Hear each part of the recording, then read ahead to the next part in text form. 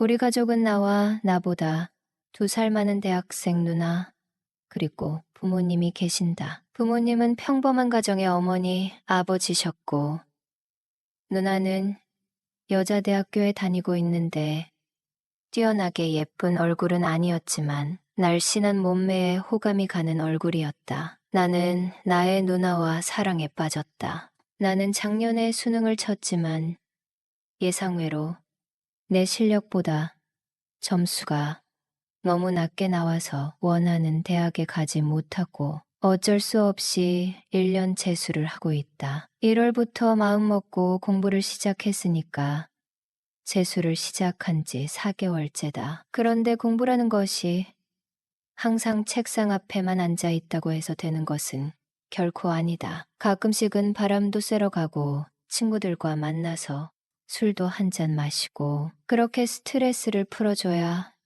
다시 마음 먹고 공부에 예진할 수 있었다. 그런데 난 여자친구가 없다. 그리고 여자와의 경험도 없었다. 친구들과 가끔 모인 술자리에서 누구는 야, 내가 어제 여자친구와 만났는데 거사를 치렀다는 거 아니냐?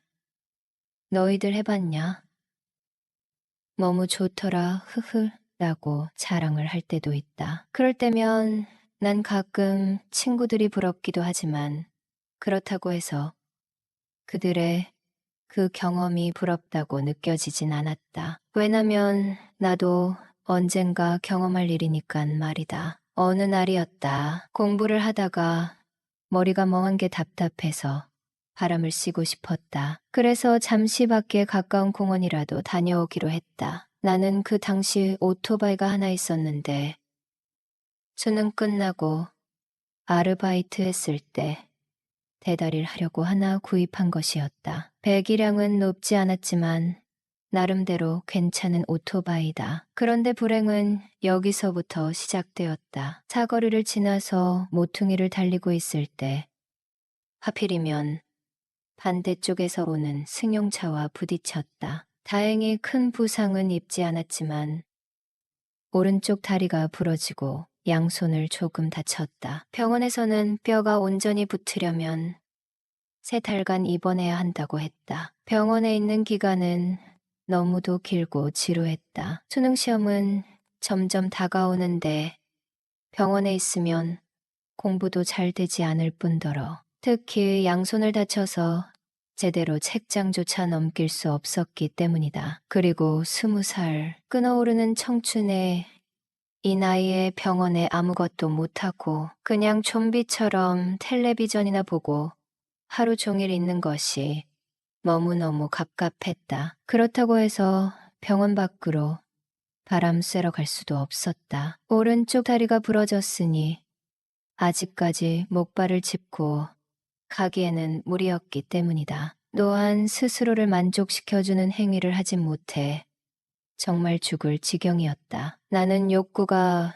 꽤 강해서 하루에도 12번 야동을 보면서 욕구를 해소했는데 지금은 손을 다쳐서 도저히 할 수 없었다. 손만 괜찮아도 그게 가능할 텐데 말이다. 큰 볼일의 경우에는 엄마가 도와주거나 아무도 없을 때는 침대에 있는 벨을 누르면 직원이 와서 휠체어에 태워 환자 전용 화장실로 데려갔다. 난 양손을 다쳤지만 화장실 비데에 세정 버튼 정도는 누를 수 있었다. 아직 입원한 지 1달도 채 되지 않아서 붕대를 풀려면 1달이나 더 있어야 한다. 진짜 이거 정말 미칠 것 같다. 만약에 나중에 퇴원하고 위로를 한다면 정말 엄청 특별한 느낌을 받을 것 같다. 그나마 내 기분이 해소되는 것은 부모님과 누나가 병문안을 자주 와서 함께 휠체어를 타고 외출하는 것이다. 아버지는 직장에 나가시고 보통 어머니께서 매일 병원에 오셨는데 아빠의 외할머니가 아프다고 해서 급히 시골로 일주일 정도 내려가셨다. 그래서 대학교 다니는 누나가 병문안을 왔다. 너 이제 괜찮아? 아참, 내 오토바이 아빠가 팔았다. 이제 절대로 오토바이 타지 마. 오토바이 타고 다들 사고 나서 후회하잖아. 라고 누나가 말했다. 착하고 귀여운 내 누나. 그래, 알았어. 오토바이 타지 않을게. 나도 이제 오토바이 무서워. 그러면서 누나는 잠시 일어선다. 그래서 내 쪽으로 다가온다. 왜냐면 점심시간이라서 밥을 먹어야 하는데 나는 스스로 밥을 먹을 수가 없어서 누군가가 떠먹여줘야 하기 때문이다. 점심 먹여줄게. 누나가 말하면서 숟가락을 내 입으로 가지고 온다. 그러자 본능적으로 누나의 옷차림을 본 순간 나의 가공육에도 반응이 나타나기 시작했다. 입 벌려봐. 밥 먹여줄게. 누나가 말했다. 그러면서 내가 그때 덮고 있던 이불이 밥을 먹이는데 좀 거추장스러워서 누나는 이불을 내 발 아래로 내렸다. 그런데 앞불사 나의 가공육이 누나의 볼륨 있는 몸매를 보자 반응한 게 티가 났다. 나는 평소에도 사이즈가 좀 큰 편인데 반응이 나타났으니 누나도 그걸 눈치챘는지 조금 황당한 눈빛이었다. 너무 민망하지만 내가 이 몸 상태로 다른 조치를 취할 수도 없었다. 너무 무안했지만 그냥 이 상태로 놔둘 수밖에 없었다. 누나도 나를 보고 놀랐지만 너 뭐냐, 왜 이러냐고 직접적으로 언급할 수 없었기 때문에 그냥 모른 척하고 숟가락으로 밥을 떠먹여줬다. 그러나 그런 상황이 나를 더욱 흥분시켰다. 내 무기는 계속 커진 상태로 있었다. 순간 전에 인터넷에서 읽었던 야설이 떠올랐다. 누나가 병원에 있는 몸이 불편을 위해 동생을 위로를 대신 해준다는 내용이었다. 그렇지만 야설은 야설일 뿐 현실과 다르다. 라는 것은 누구나 다 아는 사실. 아무 말도 하지 못하고 누나가 떠먹여주는 밥을 먹고 있었지만 혹시나 가능할 수도 있지 않을까 라는 생각도 들었다. 내가 있던 방은 2명이 한 방에 쓰는 방이었는데 한 명이 어제 퇴원해서 현재 나 혼자 지내고 있었기 때문에 주변의 시선은 상관없었다. 난 밥을 씹으면서도 어떻게 할까 생각하다가 마침내 결정했다. 누나 왜? 나 부탁이 있어. 뭔데? 이걸 말해야 하나, 말아야 하나. 순간 아주 고민되었다. 그런데 나도 모르게 질러버렸다. 말하기 좀 그런데 말해봐 누나. 손으로 나 좀 도와주면 안 돼. 병원 생활 오래 하다 보니 미치겠어. 기어코 나는 말하고 말았다. 그러자 순간 누나는 많이 놀란 표정을 지었다. 아니야, 그냥 한번 해본 소리야. 신경 쓰지 마. 누나는 마치 들으면 안 되는 말을 들은 듯한 얼굴이다. 그리고 나를 보더니 화내면서 말했다. 이게 보자 보자 하니까 누나한테 못하는 소리가 없네. 헛소리 하지 말고 TV나 봐. 그리고 TV를 틀었다. 그러나 TV 내용이 눈에 들어올 리가 없다. 계속 머릿속엔 딴 생각만 품고 있었는데 다시 반응이 오기 시작했다. 누나가 이불을 안 덮어놨기 때문이다. 그러자 눈치 빠른 누나가 또 다시 눈치챌 것 같다. 하지만 이번에도 모른 척 하고 있었다. 이렇게 10분 정도 병실 공기가 차가워졌고 우리 남매 사이는 마치 미팅에서 처음 만나는 사이처럼 무척 어색해졌다. 나는 내가 먼저 꺼낸 이 상황을 어떻게 수습해야겠다는 생각이 들었고 뭔가 먼저 말을 꺼냈다. 누나, 왜? 아니야, 그냥. 말을 하려다가 순간적으로 누나 얼굴을 보니 할 말을 잊어버렸다. 내가 너무 쇼킹한 말을 해서 누나가 화가 났는지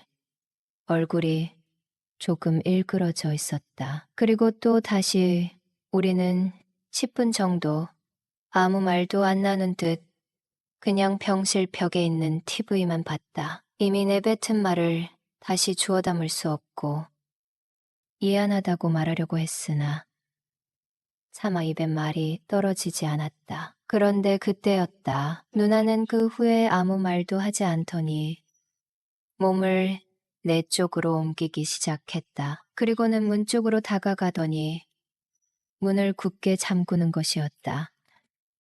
즉, 외부에서 못 들어오게 막은 셈이다. 그리고는 내 요구대로 해주었다. 지금까지 내 몸을 혼자서만 보다가 여자 앞에 보이는 건 처음이다. 특히 다른 여자도 아닌 누나를 말이다. 이 공간에 고백하건대 나와 누나는 피가 섞인 친남매는 아니다. 엄마가 누나를 임신했을 때 임신 중독으로 누나를 어렵게 낳았고 누나에게 동생을 만들어 주자고 하고 나를 보육원에서 데리고 온 것이었다. 나는 어릴 때부터 나를 귀여워해주고 내 편을 들어주는 누나를 좋아하고 있었다. 스스로 만족스러운 시간을 보낼 때 상상하는 여자는 늘 누나였다. 그런 누나가 지금 내 앞에 있다. 누나는 내 어려움을 알고 이렇게 다정하게 도와주는 걸 보니 분명 천사가 맞다고 생각했다. 나는 너무 좋은 느낌을 받았고